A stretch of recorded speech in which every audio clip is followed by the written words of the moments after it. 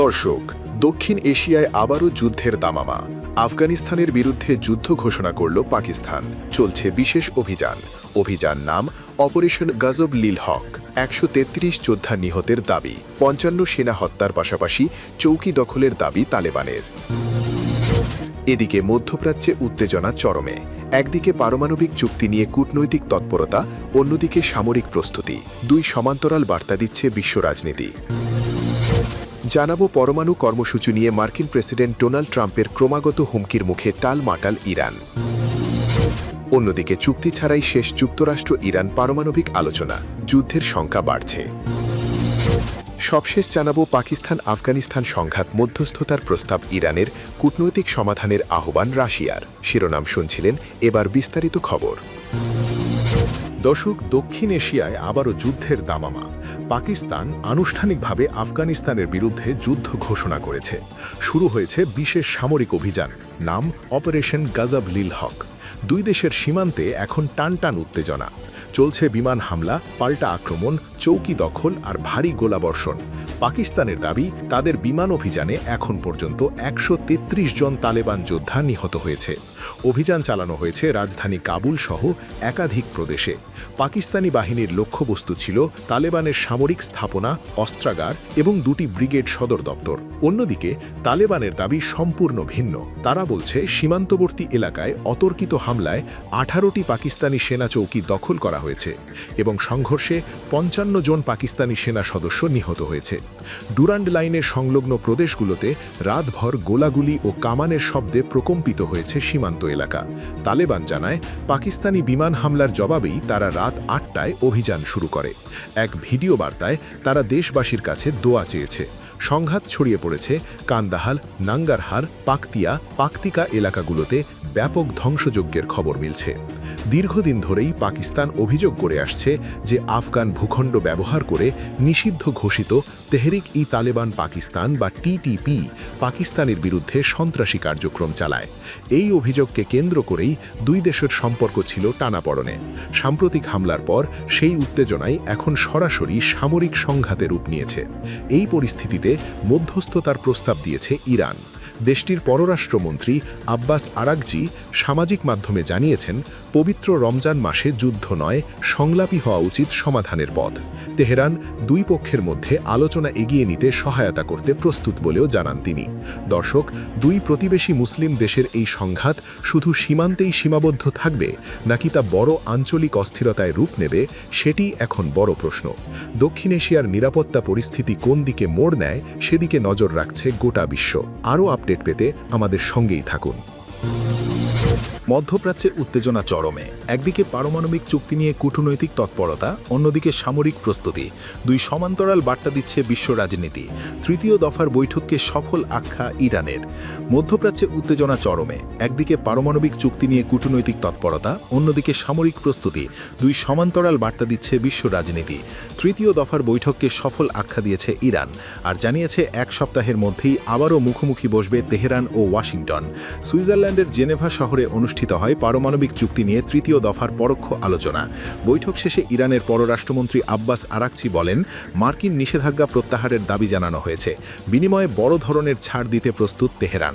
আলোচনায় কার্যকর প্রস্তাব উত্থাপিত হয়েছে। ১ সপ্তাহেরও কম সময়ের মধ্যে পরবর্তী বৈঠক অনুষ্ঠিত হবে। মধ্যস্থতাকারী দেশ ওমান জানিয়েছে, দুপক্ষ থেকেই এসেছে ইতিবাচক ইঙ্গিত। আলোচনা অব্যাহত থাকা নিজেই বড় অগ্রগতি, এমনটাই মনে করছেন বিশ্লেষকরা। তাদের মতে, এখনও যেসব বিষয়ে সমঝোতা হয়নি, বিশেষ করে পারমাণবিক কর্মসূচি ও নিষেধাজ্ঞা ইস্যুতে, সেগুলো নিয়ে আরও কাজ করতে আগ্রহী দুই পক্ষই। অর্থাৎ দরজা এখনও বন্ধ হয়নি। কিন্তু কূটনীতির পাশাপাশি সামরিক বার্তা আলোচনা চললেও প্রস্তুতি থেমে নেই। বিরতির পর গ্রিসের ক্রিট বন্দর থেকে আবারও মধ্যপ্রাচ্যের উদ্দেশ্যে রওনা দিয়েছে বিশ্বের অন্যতম শক্তিশালী মার্কিন বিমানবাহী রণতরী ইউএসএস জেরালি আর ফোর্ড। শুক্রবার ইসরায়েলের বন্দরনগরী হাইফা পৌঁছানোর কথা রয়েছে রণতরীটির। বিশ্লেষকদের মতে এটি স্পষ্ট বার্তা, আলোচনা চললেও হলেও সামরিক প্রস্তুতিতে ঢিল দিচ্ছে না ওয়াশিংটন। বিশ্বের সবচেয়ে বড় ও শক্তিশালী বিমানবাহী রণতরীগুলোর একটি হিসেবে বিবেচিত এই জাহাজটির দৈর্ঘ্য প্রায় 3টি ফুটবল মাঠের সমান, বহন করতে পারে প্রায় 90টি যুদ্ধবিমান ও হেলিকপ্টার, উন্নত রাডার ও প্রতিরক্ষা ব্যবস্থা, ডাকনাম সাগরে ভাসমান দুর্গ। এটির উপস্থিতি পুরো অঞ্চলের কৌশলগত ভারসাম্যে বড় প্রভাব ফেলতে পারে। একদিকে আলোচনার টেবিলে কূটনীতি, অন্যদিকে সাগরে ভাসছে সামরিক শক্তির প্রদর্শন। ইরান ও যুক্তরাষ্ট্র কি শেষ পর্যন্ত সমঝোতায় পৌঁছাবে, নাকি মধ্যপ্রাচ্য আরও বড় সংঘাতের দিকে এগোচ্ছে? পরবর্তী এক সপ্তাহ হতে পারে অত্যন্ত গুরুত্বপূর্ণ। আপডেট পেতে আমাদের সঙ্গেই থাকুন। পরমাণু কর্মসূচি নিয়ে মার্কিন প্রেসিডেন্ট ডোনাল্ড ট্রাম্পের ক্রমাগত হুমকির মুখে টালমাটাল ইরান। মধ্যপ্রাচ্যে উত্তেজনা নতুন মাত্রায়। একদিকে মার্কিন হুমকি, অন্যদিকে রাজধানীর ভেতরেই সশস্ত্র হামলা, দ্বিমুখী সংকটে টালমাটাল ইরান। বাইরের চাপ, ট্রাম্পের হুমকি ও সামরিক প্রস্তুতি। পরমাণু কর্মসূচি নিয়ে মার্কিন প্রেসিডেন্ট ডোনাল্ড ট্রাম্প ক্রমাগত কড়া বার্তা দিচ্ছেন তেহরানকে।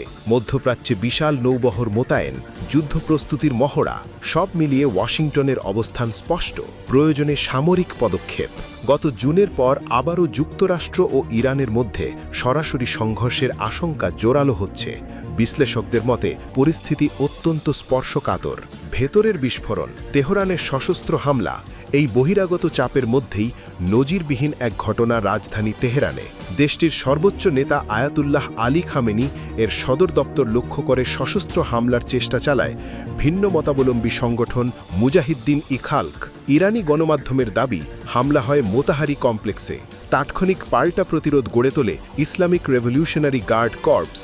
ব্যাপক গোলাগুলি ও বিস্ফোরণের শব্দ শোনা যায়। সংঘর্ষ ছড়িয়ে পড়ে গোয়েন্দা মন্ত্রণালয়, গার্ডিয়ান কাউন্সিল এবং খামেনির পরিবারের সংশ্লিষ্ট স্থাপনাগুলোর সামনেও। সরকারি হিসেবে অন্তত 100 জন হামলাকারী নিহত বা গ্রেফতার হয়েছে। বিরোধী পক্ষের দাবি, আলবেনিয়া ভিত্তিক মুজাহিদ্দিন ইখালক ভিন্ন দাবি করেছে। তাদের বক্তব্য, অভিযানে খামেনির বাসভবন ও সদর দপ্তরে ভারী ক্ষয়ক্ষতি হয়েছে।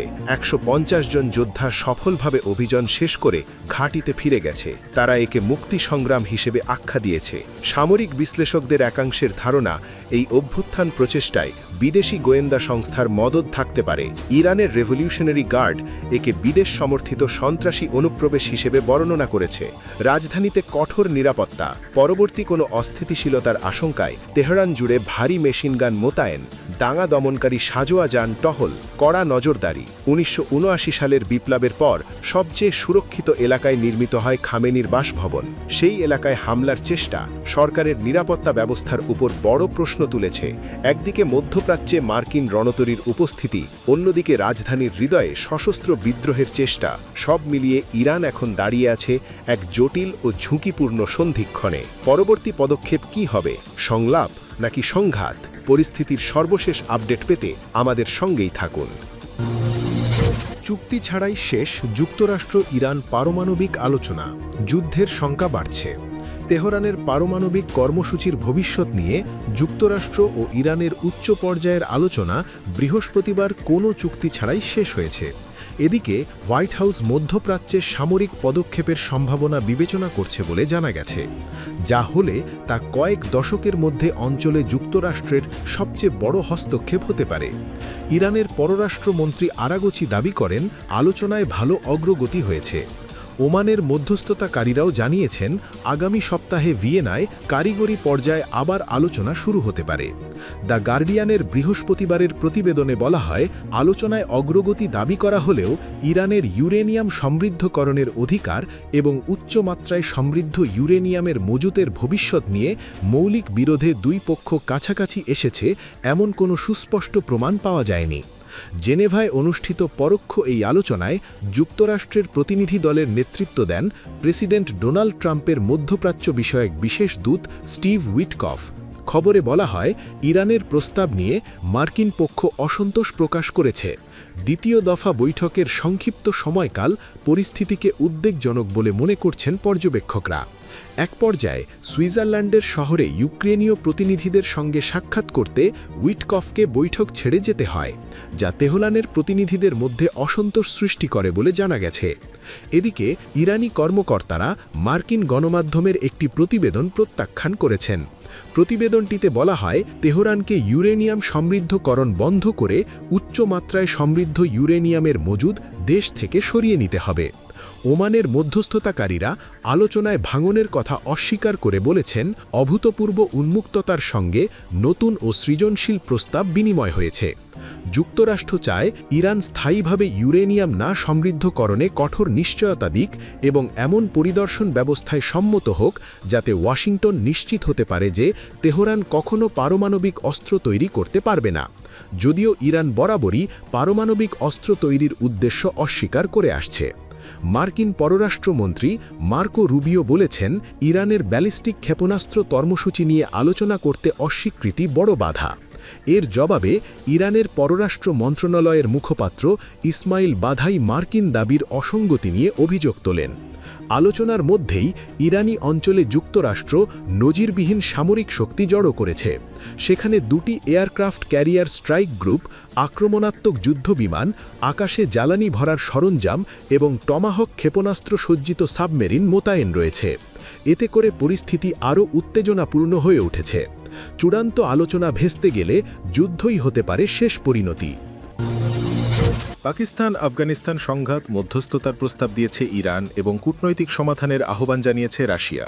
পাকিস্তান ও আফগানিস্তানের মধ্যে ক্রমবর্ধমান সীমান্ত সংঘাতের প্রেক্ষাপটে মধ্যস্থতার প্রস্তাব দিয়েছে ইরান এবং কূটনৈতিক সমাধানের আহ্বান জানিয়েছে রাশিয়া। শুক্রবার ইরানের পররাষ্ট্রমন্ত্রী আব্বাস আরাগচি বলেন, ইসলামিক রিপাবলিক অফ ইরান দুই দেশের মধ্যে সংলাপ সহজতর করতে এবং পারস্পরিক বোঝাপড়া ও সহযোগিতা জোরদারে প্রয়োজনীয় যে কোনো সহায়তা দিতে প্রস্তুত।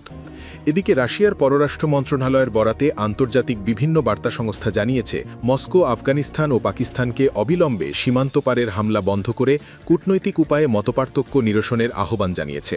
রাতভর উত্তেজনার মধ্যে পাকিস্তান আফগানিস্তানের বড় শহরগুলোর ভেতরে লক্ষ্যবস্তুতে হামলা চালিয়েছে বলে পাকিস্তানি ও তালেবান কর্মকর্তারা জানিয়েছেন। পাকিস্তানের নিরাপত্তা সূত্রগুলো দাবি করেছে, সীমান্তবর্তী বিভিন্ন সেক্টরে তালেবান চৌকি, সদর দপ্তর ও গোলাবারুদের ডিপোতে বিমান ও স্থল হামলা চালানো হয়েছে। উভয় পক্ষই ব্যাপক ক্ষয়ক্ষতির দাবি করেছে, তবে তাদের দেওয়া তথ্য স্বাধীনভাবে যাচাই করা সম্ভব হয়নি। কয়েক মাস ধরে চলমান উত্তেজনা ও ছোটখাটো সংঘর্ষের পর এই হামলাগুলোকে সাম্প্রতিক সময়ে সবচেয়ে গুরুতর উত্তেজনা হিসেবে দেখা হচ্ছে। এতে প্রায় 2600 কিলোমিটার দীর্ঘ সীমান্তে নাজুক যুদ্ধের হুমকির মুখে পড়েছে।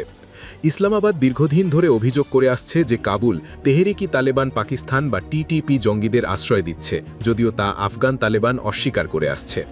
পাকিস্তানের নিরাপত্তা কর্মকর্তাদের শেয়ার করা ভিডিওতে সীমান্ত এলাকায় রাতের অন্ধকারে গোলাবর্ষণের দৃশ্য এবং ভারী কামানের শব্দ শোনা যায়। আরেকটি ভিডিওতে একটি ভবনে আগুন জ্বলতে দেখা গেছে। কর্মকর্তাদের দাবি অনুযায়ী পাকতিয়া প্রদেশে তালেবানের একটি সদর দপ্তরে ওই হামলাটি করা হয়।